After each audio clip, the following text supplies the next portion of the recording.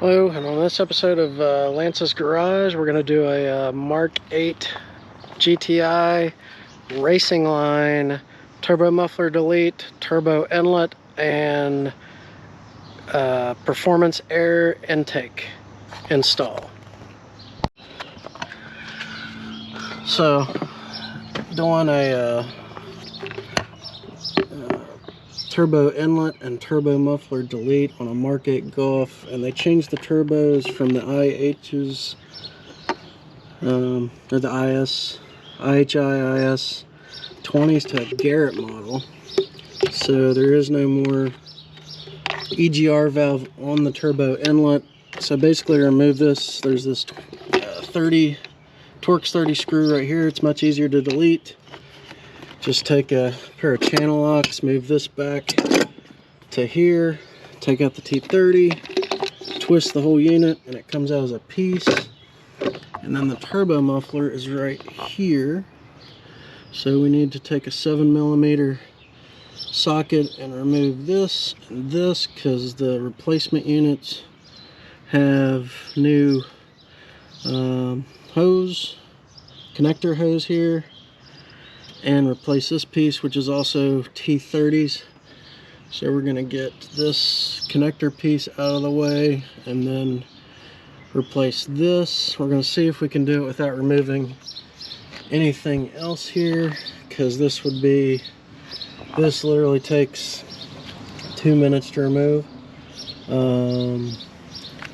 This is underneath of it and gets replaced too, so I'm going to see if I can do it without removing anything else.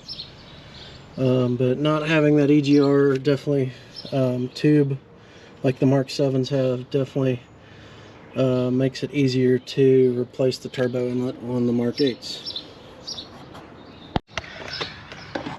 So this top one is very easy to unscrew. This this forward clamp. This other one, I recommend putting the 7mm socket on the bolt, then adding the wrench, and then it's coming off pretty easy now. So, and that should be that, and those 3 T30s on the turbo muffler itself here should be pretty easy. So after giving a blood sacrifice, I was able to get this out, but you can see the gap between the turbo muffler and this tube is very, very narrow.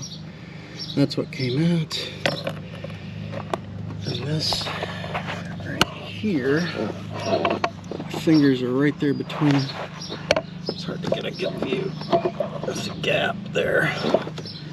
So I don't know if it's going to go in quite as easy. So there's just enough room to get a 30 in at an angle just to break this loose. It's not on there very tight. The other one is down back here, and then another one up at the front, so 3 bolts are not on. Okay, just had to make a quick trip out to the Home Depot, pick up a set to get a T30 wrench. Also bought another set of the T30 sockets, because the ones I got are Harbor Freight, but I'm gonna work with those to see about unloosening this thing, which will free up the cold charge pipe, and get that last bolt out too. Okay, yeah, so once you remove this bolt, you get some play here in the cold air charge pipe, so that you can get your tools in here a little bit better, and that should allow us to get out that last bolt. Okay, the last bolt's a little tricky. It'll just pull right out after you get the last one out, and then you can just put the new one in and then reverse the procedure on the bolts. I have a feeling that that one towards the front is going to be a pain to get back in, like it was to get out. And then I'm going to have to figure out how to get the boot back on. So we'll figure that out next. So the bolts go in okay. I haven't got them tightened yet, but just hand thread them at first, because you don't want to strip these. Then you're in a world of hurt. But yeah, just hand tighten them and then use whatever you want to use to put them back on. I don't know if there's a torque spec. I'll look it up real quick. But they came off easy, so if there is a torque value, it's probably going to be low, like around 20 feet-pound or something like that, but that even might be too high.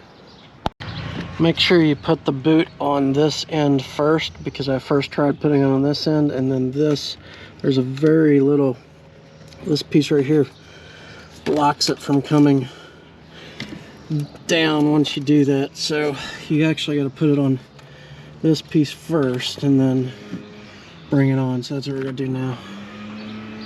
I had it running.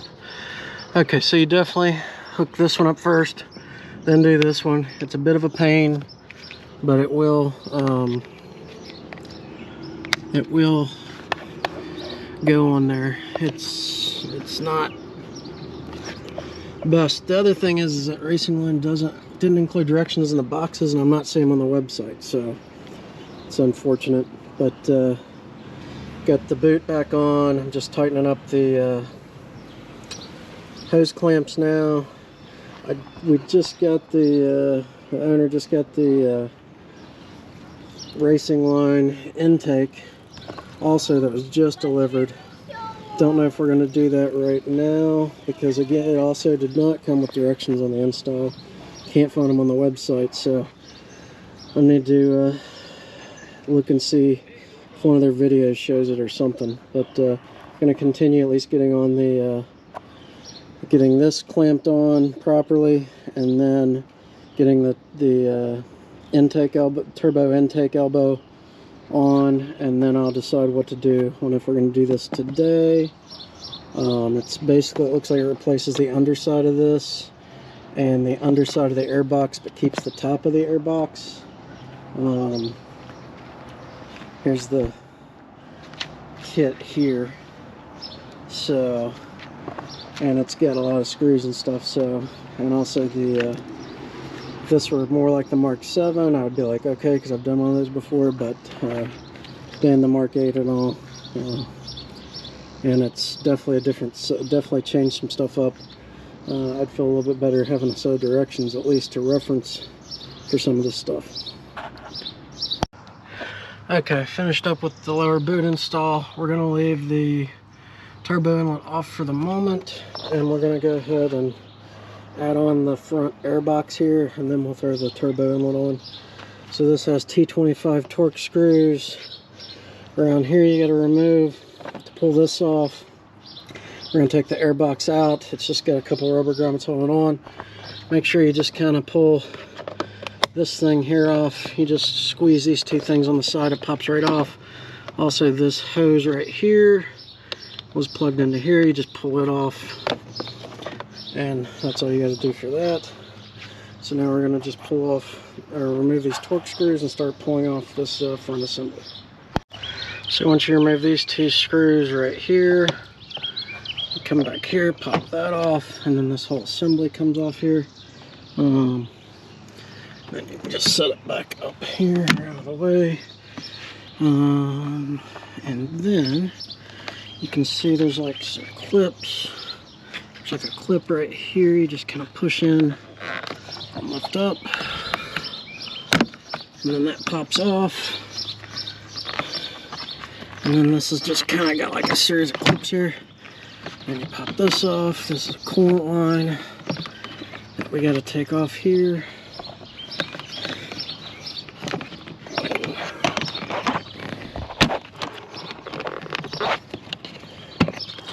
And then this piece will come out. And I believe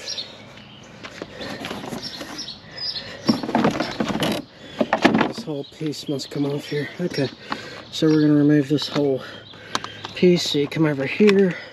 You can see this is kind of underneath this. And this has like a flap, so this gets rid of this to shove all the air down over into here. So we're just gonna, just kind of got some more plastic pieces around here to figure out, and then we'll get back to it. Okay, so you just kind of push on this a little bit and it'll come out, and then this whole piece right there just comes out. So off to the side. And then this air box is going to come out. I believe it's just held down with the rubber grommets.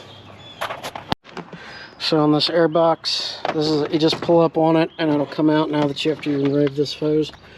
And then this is a drain at the bottom, so we got to pull that off too, which should just be press these two compression fittings and just pull it off like that, just like you do on that side hose. So now I'm just going to remove these rubber grommets so that they can be reinstalled in the new piece.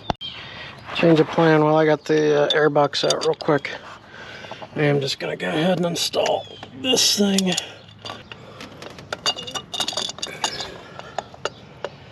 Put it in there and then turn it and lock. But I'm going to do it 3% hands down. And then once you have it back in there, just tighten up that T30 and then you're done with the inlet install.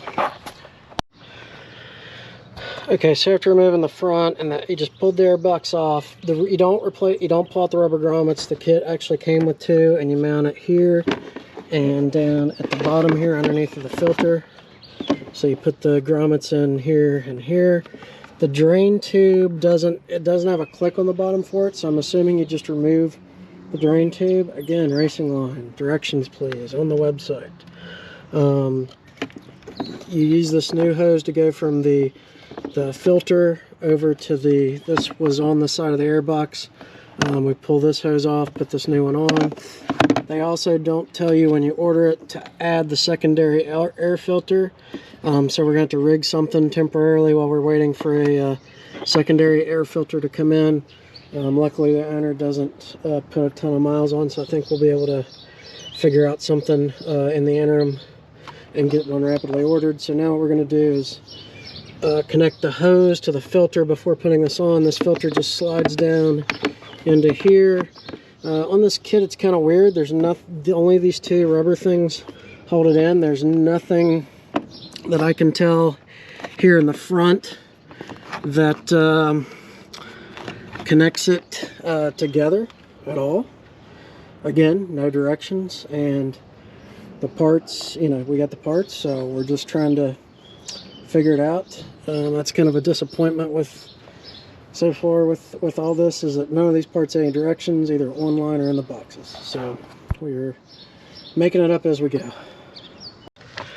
Okay, so I got the back one on as far down as it will go, so now we're just going to adjust the front one here to kind of fit. These brackets also don't want to go down over the back there. Maybe I got them switched and one's slightly bigger, I don't know. I'll check that too. Okay, so got the back one on, then you follow by do the back first, then slide the front on so you can maneuver this around. Now we're going to tighten these two up. It's a 7mm, just like with the other parts of the kit. And then we're going to put the lid on. It comes with these plastic screws with the kit that go all around, you can't miss it. And then we will show you the finished results. So just when you're working with this piece and this line here, this is a coolant line, you just gotta kind of work stuff around, be careful with it.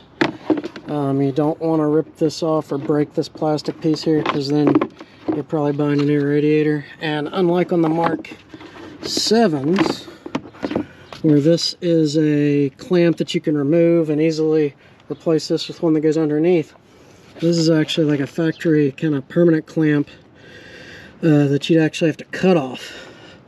And I don't feel like cutting anything today and messing with that, so we're not going to do the under piece, and it'll work with it going over too, so it's just not as pretty. So now we're just going to put this into place, align these plastic pieces up here, and then screw them on, and then we'll start the car and make sure everything works right. Again, it's not evident because there are no directions. I reused the two bolts that came out of the original piece that ran from here to here. You have to kind of pull it and align this. The other bolts are really long, so they would come down. I don't see any point in using those. These ones that are the factory are fine. So here's it all together. Again, there's an option to route this down underneath, which was purchased, but I'm a little leery about cutting this band off right now. But we got the Turbo Muffler Delete, the new intake elbow, and a cold air or a higher performance air intake kit installed. This is all the Racingline set.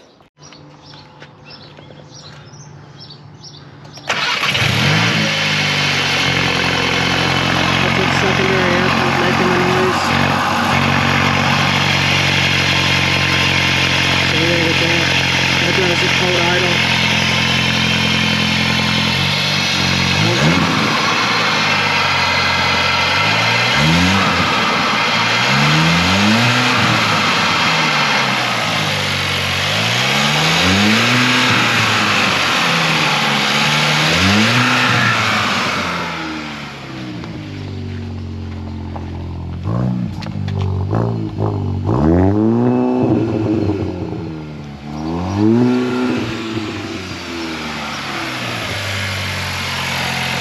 Alright, we're going to let the owner take off and see what he thinks. Here's what the engine bay looks like, all buttoned up. The owner also got a carbon fiber USP engine cover. So, looks a lot better than stock. And now he's going to take it on a test drive.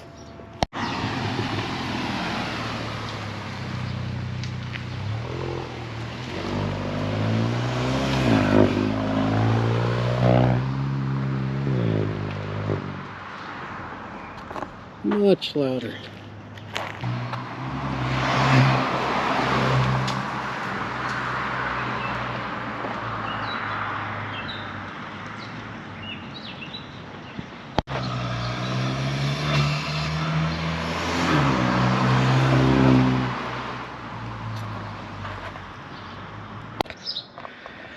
Thank you for tuning in to this episode of Lance's Garage. We'll be having some more installs on that GTI. I believe the owner's got a Burger JB4. We're just trying to get some more miles on it before we install it. And I don't know what else he has planned for it. Also, we'll be doing a LS build. The motor's at the shop right now. That's going to be going into a 78 Trans Am here at some point. Basically doing an LS swap to a 408 stroker motor. So as soon as I get the short block back from the shop with the crank, pistons and rods installed, we'll be working on that build. And you know, whatever else we got coming up. So if you like what you saw here, please click on like and subscribe, and thank you for watching this video.